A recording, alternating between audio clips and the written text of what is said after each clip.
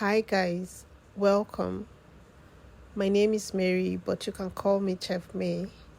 I am a Cross Riverian, and you know what they say about Cross River people? We are gifted with lots of gifts, and cooking is one of them. In today's video, I am about to show you all how to make one of the most popular dish in the world, Nigerian party jollof. Trust me guys, a party isn't a party without this dish. And today, I am about to share with you my secret that has worked for me countless times. Without wasting too much of your time, let's get started. In a hot pan, go in with some vegetable oil and let it sit for some minutes. Guys, please take note of this. It is very important. I don't know how to say this, but it is very important. The type of rice you use for your jollof has a big role to play. If you don't go for the right type of rice, your jollof rice is going to come out very messy. It's going to come out soggy. Like some parts is going to be soft, some parts is not going to be soft. So personally, I use big bowl, and I will advise you go for big bowl. But if you're in a place where you can't get a hold of big bowl, please just look out for any type of rice that you know that can absorb water, like is a good product. You're sure that this rice can absorb water and you're good to go. And by this time your oil is hot and ready to start. So what I do is, personally, and like I said, I'm going to be sharing with you my secret. So what I do is I add a reasonable amount of salt to my oil first to enable me have a tasty sauce from the beginning. Then I go in with my onions and just let it sit for a bit. Just properly, and then go in with your tin tomatoes. I like to use Sonia tin tomatoes. Sonia is amazing. Like, I love the color. It's not slappy. And please guys, don't forget to always mix your tin tomatoes with water. Like, mix it into a very light paste before going in with it, because you don't want to go in with your tin tomatoes directly. It will fry fast and it will still be very slappy. So always mix it into a very light paste before going in with it. And this is how you know if your tomatoes is properly fried or not. Just scoop it out of the pot with whatever you're using to stir, and if you can still see it's bubbling just like this, then you're good to go. At this point, you can now go in with your pepper mix. And my pepper mix is usually a combination of shombo, tatashi. I don't know, but up till now, guys, I still don't know how to differentiate the both of them. But I just use the long one, the fat one. So I like to use more of the long one because it helps with the color. Like, it gives this red tone that I really love. And then the fat one here, basically to just help thicken your sauce and all. And then I add a little bit of fresh tomatoes, a little bit of ginger and garlic. Guys, if possible, just keep it, but I just like to add a little bit of ginger and garlic. You don't want to add too much of it so it doesn't suppress your bay leaf, because bay leaf also has a big role to play in your jollof rice, especially this like smoky flavor. And guys, did I tell you this abacha stove has been one of my saving grace in making stuffs like party jollof, moi moi and the rest. But again, for body sha. See, now I almost pour person food. Like in busybody, just too much. For jollof rice, you just have to keep offing and offing. Even though your rice is going to overburn. And trust me, it helps give it that smoky flavor like you use firewood. I mean, personally, I think the only difference with this and firewood is the fact that firewood is very messy. Like, it will just end up messing everywhere with smoke.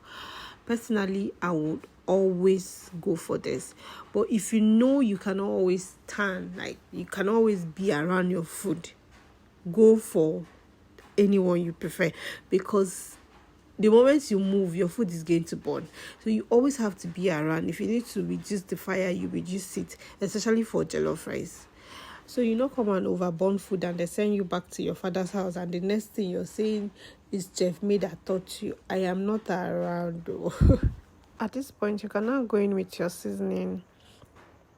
I started by going in with some knorr cubes, and I like to go in with my seasoning and fry for some minutes before going in with my rice, so that way my stock can absorb the spices very, very well. And yes, guys, I'm not going to use the same pot to cook the rice because it's going to overburn. But trust me, guys, your jollof rice is going to burn.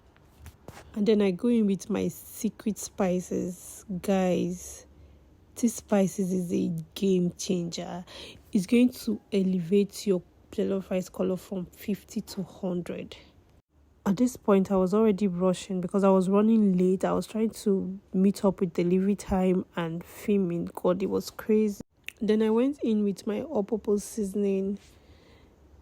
At this point, I was already begging God to please help me meet up my delivery time, because there's nothing I hate as not being able to meet up with my delivery time.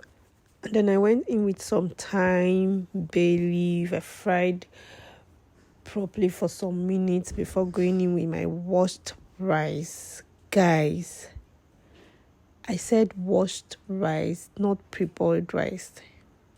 You're going to wash that rice consistently till the water runs clear. Make sure the water runs clear. If not, your rice is going to come out soggy. I repeat myself, wash that rice very well with some salt before adding it in. If you have to wash it 20 times, make sure the water is clear before adding it in. And then you're going to fry this on high heat. Guys, fry it on high heat for some minutes. And always make sure that there's enough stock for your rice. I see some people even take out like some amount of stock before adding their rice so they can pour it in later when their rice is ready. But me, I always use enough stock so it always come out very juicy.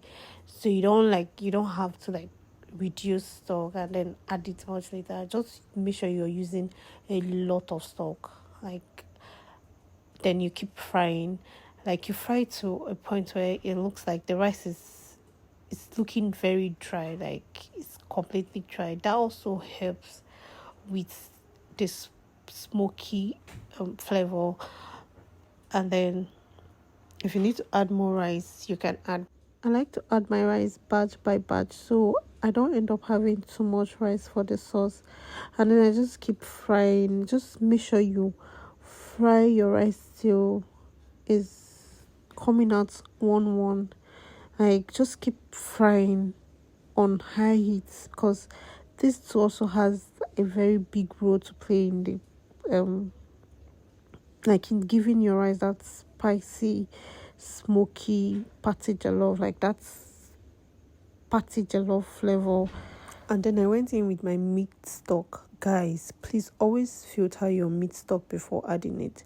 If you add it like that, like, it's going to mess up your water. Stir properly and then go in with some more water.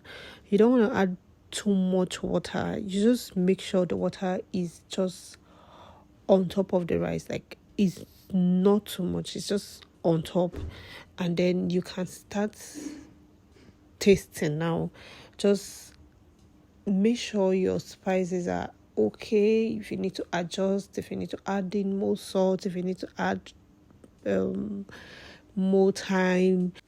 And this is the part where I like to add my curry. I usually don't like to add it with other spices to the sauce when I'm frying. I just like to add it now, like one of the last thing I add to my rice. And then I just stir properly. I just make sure that everything is balanced, like the salt, especially for this rice, guys. When I was done, like, I didn't even add a pinch of salt to it. The only thing I added was my butter and my vegetables. And then I just covered it up neatly with some foil paper. Guys, cook your rice on low heat. This is the part where I was talking about me offing the fire. Like, you have to like keep offing it. If the fire is too much, your rice is going to burn and it won't be nice. And guys, this is what our rice looks like after about 20 to 30 minutes. You just have to keep checking it. And here I already like started turning it. I would have really loved you guys to see what it looks like before I turn it, but like I said, I was really running late and I was still like trying to film everything for you guys. So when you open your rice, it's going to like have this thing on top that is going to make you feel like, oh, it's soggy. No, don't worry, that's like your pepper and everything settling on top. Just mix it up properly, mix it very well, and then this is the part where you test it if your rice is properly cooked, so you know the amount of water you need to add to it. And at this point, you're not stirring it anymore. You just add the water and cover it again nicely with your foil paper and allow it to cook on low heat, I think for about 30 minutes, or but just keep checking it and just let it dry completely. By this time, your rice should be ready. Yay, our rice is ready. And then I'm just going to go in with some butter. Yes, guys, you know what butter does to the body. It just give the rice a very nice look, and it also give it a very lovely taste. And then I just go in with some chopped carrot and green beans and I mix it properly. Cover it up for a minute or two and our rice is completely ready. Bring it down, leave it open for some minutes, and voila, your rice is ready to be served. This was me just tasting and feeling myself. And yes, guys, if you've made it this far and you find this video helpful, please like and share, because you need to see how much I was working like a mad woman yesterday trying to meet up with my delivery time and also filming for you guys. Please just like, share and comment. See you in my next video. Bye.